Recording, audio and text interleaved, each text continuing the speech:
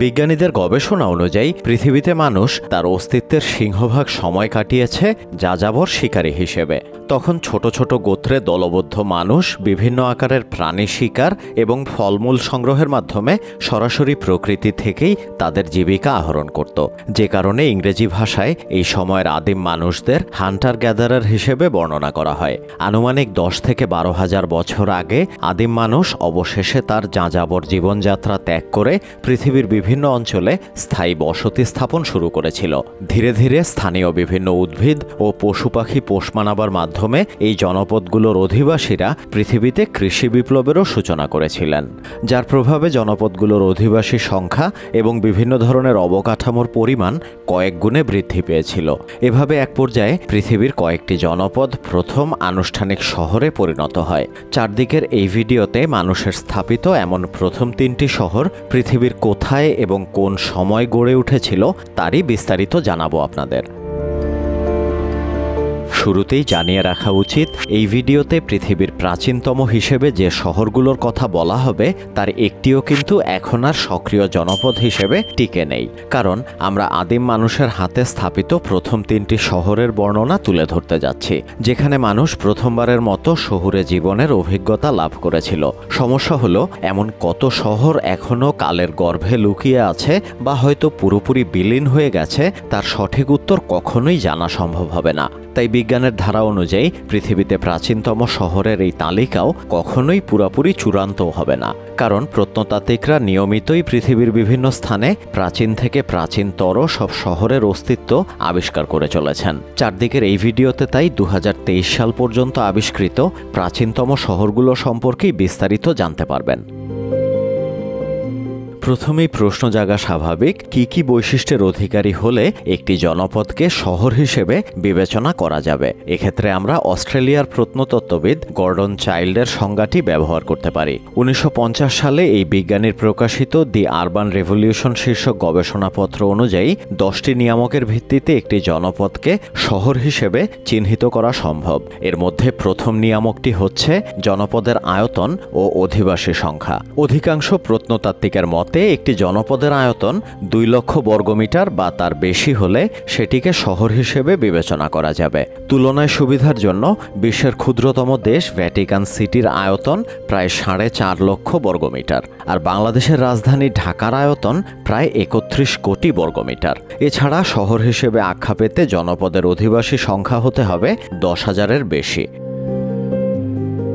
শহর হবার দ্বিতীয় শর্ত, সেখানে অধিবাসীদের মাঝে শ্রমের সুস্পষ্ট বিভাজন থাকতে হবে, অর্থাৎ ওই জনপদে কৃষক, পশুপালক, কামার ও কুমোর হিসেবে বিশেষায়িত পেশাদারী দক্ষতা সম্পন্ন কর্মী বাহিনীর অস্তিত্ব থাকবে। তৃতীয়ত, এই অধিবাসীরা তাদের উৎপাদিত পণ্য অথবা উপার্জিত অর্থের একাংশ জনপদটির শাসকের রাজকোষাগারে জমা দেবে, যার বিনিময়ে ওই শাসক তার প্রজাদের শত্রুর হামলা থেকে সুরক্ষা এবং প্রাকৃতিক দুর্যোগের সময় খাদ্য নিরাপত্তা নিশ্চিতের দায়িত্ব পালন করবে।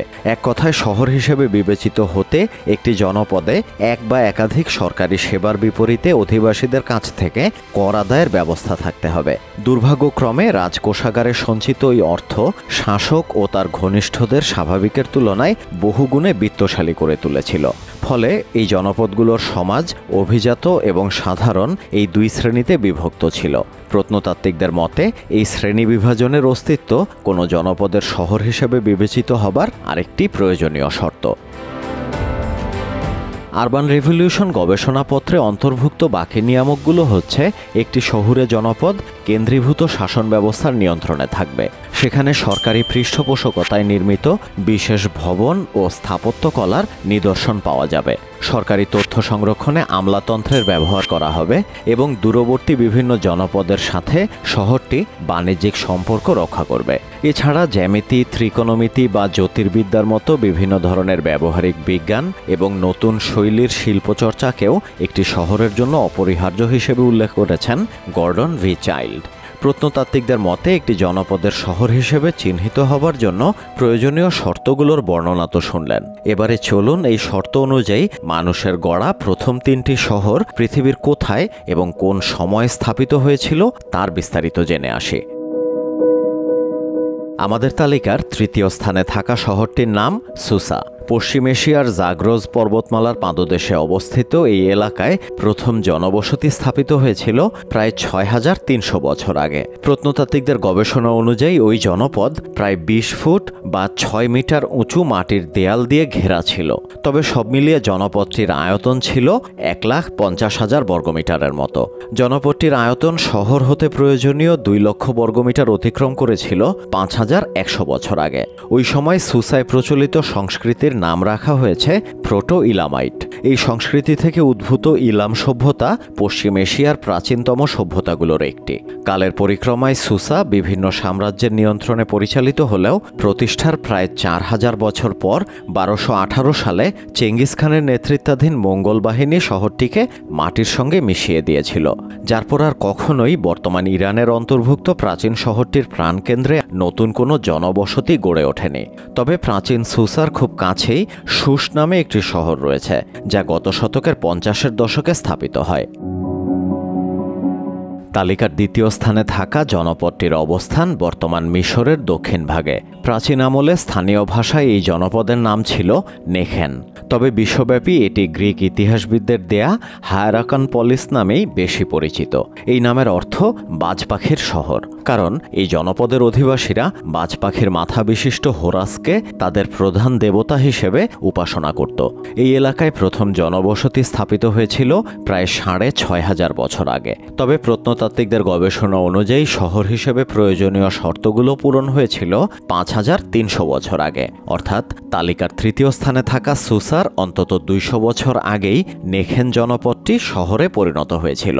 লোকগাথা অনুযায়ী দক্ষিণ ও উত্তর মিশরকে একীভূত করা রাজা নারমার এই শহর থেকেই তার রাজ্য শাসন শুরু করেছিলেন।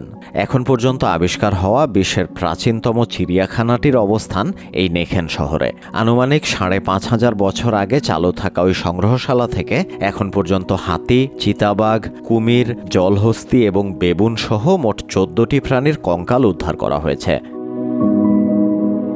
২০২৩ সাল পর্যন্ত আবিষ্কার হওয়া বিশ্বের সবচেয়ে পুরনো শহরটি তার শহর হবার প্রয়োজনীয় শর্তগুলো পূরণ করেছিল কমপক্ষে ৫,৭০০ বছর আগে। প্রাচীনতম এই জনপদের নাম উরুক। বর্তমানে ইরাকের অন্তর্ভুক্ত শহরটি ওয়ার্কা নামে পরিচিত। প্রত্নতাত্ত্বিকদের গবেষণা অনুযায়ী প্রায় ৬,০০০ বছর আগেই উরুক শহরের আয়তন ছিল ৭ লক্ষ বর্গমিটারের বেশি। সুপ্রাচীন ওই জনপদ ৩টি সুস্পষ্ট ভাগে বিভক্ত ছিল। প্রথম অংশ থেকে প্রশাসনিক কর্মকাণ্ড পরিচালনা করা হতো। দ্বিতীয় অংশটি ছিল আবাসিক এলাকা, যেখানে জনপদের অধিবাসীরা বসবাস করতেন। আর তৃতীয় অংশটি বিভিন্ন বাণিজ্যিক তৎপরতার জন্য নির্ধারিত ছিল। ৫,১০০ বছর আগে সুসা যখন প্রথম শহরে পরিণত হয়েছিল, তখন পুরো উরুক শহরটির আয়তন ছিল প্রায় ২৫ লাখ বর্গমিটার, যা সুসার তুলনায় অন্তত ১০ গুণ বড় ছিল। বিশ্বের সবচেয়ে পুরনো মহাকাব্যটির নায়ক গিলগামেশ ছিলেন এই উরুক শহরের অধিবাসী। শুনছিলেন পৃথিবীতে মানুষের গড়া প্রথম ৩টি শহর কোথায় এবং কোন সময় স্থাপিত হয়েছিল তার বিস্তারিত। এতক্ষণ সঙ্গে থাকার জন্য আন্তরিক ধন্যবাদ। ভিডিওটি সম্পর্কে আপনার মতামত কমেন্টে জানাতে ভুলবেন না। ভিডিওটি ভালো লেগে থাকলে লাইক বাটনে ক্লিক করার অনুরোধ জানাচ্ছি। চারদিকের পরবর্তী ভিডিওটি আপলোডের সময় নোটিফিকেশন পেতে আমাদের চ্যানেলে সাবস্ক্রাইব করুন। ভালো থাকুন, সুস্থ থাকুন, বিশ্বকে জানতে চারদিকের সঙ্গেই থাকুন।